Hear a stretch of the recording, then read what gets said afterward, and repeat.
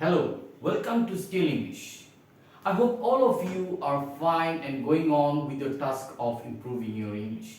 Today I am super excited because I am going to talk about an interesting topic in English grammar, that is gerund. Do you have any problem with gerund? Do you know what is a gerund? How it is used as a subject, as an object, or as a complement to the verb? If you have any of these problems regarding gerund, then today's session is going to solve all your problem once and for all. So friends, let's get started and put all your focus here what I am going to say, and you will understand easily today what is a gerund. So let's get started, friends. What is a gerund? Gerund is also called a verbal noun. You will see a verb in the ing form. Any verb in the ing form which is used as a subject or an object or as a complement to the verb is a gerund. So remember, gerund is called a verbal noun and gerund will always be a verb in the ing form. So tell me, a subject of a sentence or an object of a sentence can be a noun or a pronoun, is it not? So a subject of a sentence can be a noun or a pronoun. So similarly, when a verb in the ing form is used as a subject or an object, is also called a gerund. So a gerund can be used as a subject, as an object, or as a complement to the verb, complement of the be verb. So remember, again I am telling, gerund is a verb in the ing form, but it is not used as a verb, but it is used as a noun. That's why it's called a gerund. So let's see. As a subject of a sentence, if I say dancing is a good exercise, if I say dancing is a good exercise, here I am not telling that someone is dancing. I am only trying to say that dancing is a good exercise. So here I am mentioning the activity or the name of an activity. So it is working as a subject of a sentence and it is a verb in the ing form. So a gerund can be a subject of the sentence. Remember, it is working here as a subject of a sentence. What is a good exercise? Dancing is a good exercise. So dancing is used as a subject. Now see the next sentence. She enjoys dancing. Here see, I have used the word dancing not as a subject of a sentence but as an object of a sentence. She enjoys what? She enjoys what? She enjoys dancing.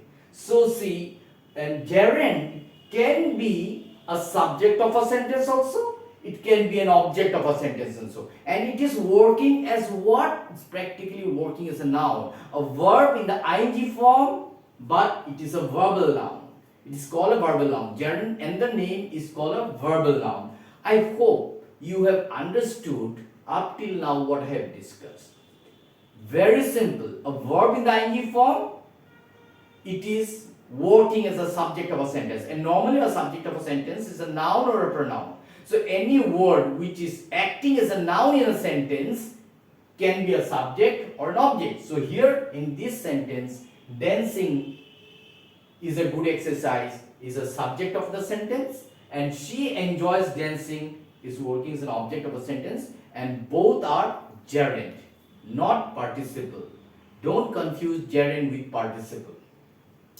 So let's jump on to the next part. I hope you are enjoying this session. As I told you before also, I was very super excited to talk about gerund. So let's see and start the next part of this thing. Tom's hobby is playing the guitar. Tom's hobby is playing the guitar. See, I am not saying here that Tom is playing something. Here also I am saying Tom's hobby is what? Playing the guitar. So here playing, the word playing is working as a gerund and it is complement to the verb. It is complementing, it is completing the meaning of the verb. What Tom's hobby is? Tom's hobby is playing the guitar. It is working as a complement of the verb. See the next sentence also. Peter's interest is what? Reading storybooks. So it is complementing, this reading word is complementing the verb is. So it is giving a complete meaning. What is Peter's interest? Peter's interest is reading storybooks. And here in this sentence, Tom's hobby is what? It is giving a complete meaning to the verb is playing the guitar. So in both these sentences, we can see the gerund is complementing the verb. So a gerund can be a subject of the sentence, an object of a sentence, and also it can work as a complement of the verb. See, another interesting thing. The toughest thing about learning English, is what? Understanding the clause, the noun clause, the adjective clause, the adverb clause. So here also this word understanding is a complement, is complementing the verb is. So I hope you have understood this part also, that a gerund can be a complement the verb also.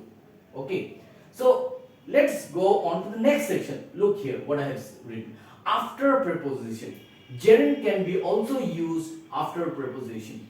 Tom is good at. At is working here as a preposition. Tom is good at what? Painting. See, a verb in the ing form.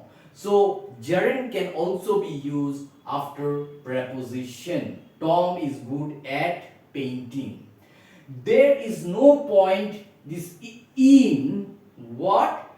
Discussing the matter now. There is no point in discussing the matter now. So here after preposition in we are using a gerund, and here also after at we are using a gerund. So gerund can be used after preposition also. See, it can also be used after phrasal verb also. You know, phrasal verb is a combination of verb and preposition.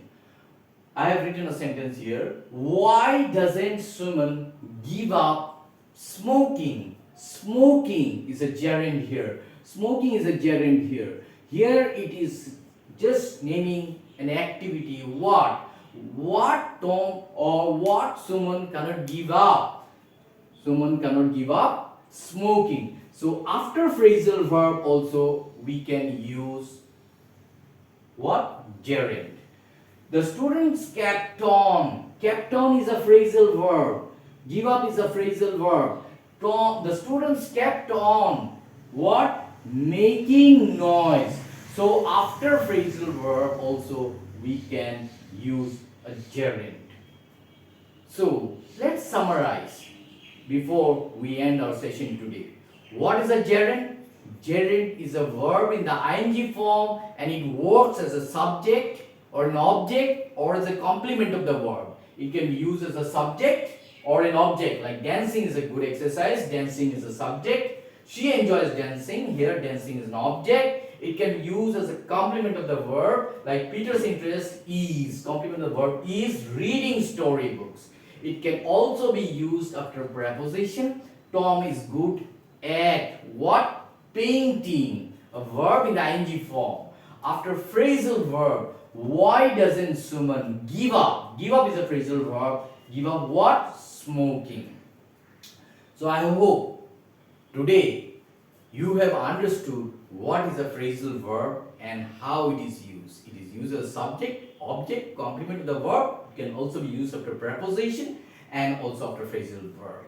I'm sure you have got what is a gerund, and today itself you've understood and it will be in your mind forever. If you have enjoyed watching this video, please put your valuable comment in the comment section below. Subscribe those who are new to this channel, who have first time watching me discussing about Gerund. Please don't forget to subscribe and click the notification bell below. And those who are my old subscribers, I'm ever grateful to you for contributing to the growth of Skill English, and I'm sure you will be supporting me in future also. So until next time, another interesting video. Keep on watching my channel Skill English and enjoy watching this channel and go on learning English. Until next time, thank you and goodbye.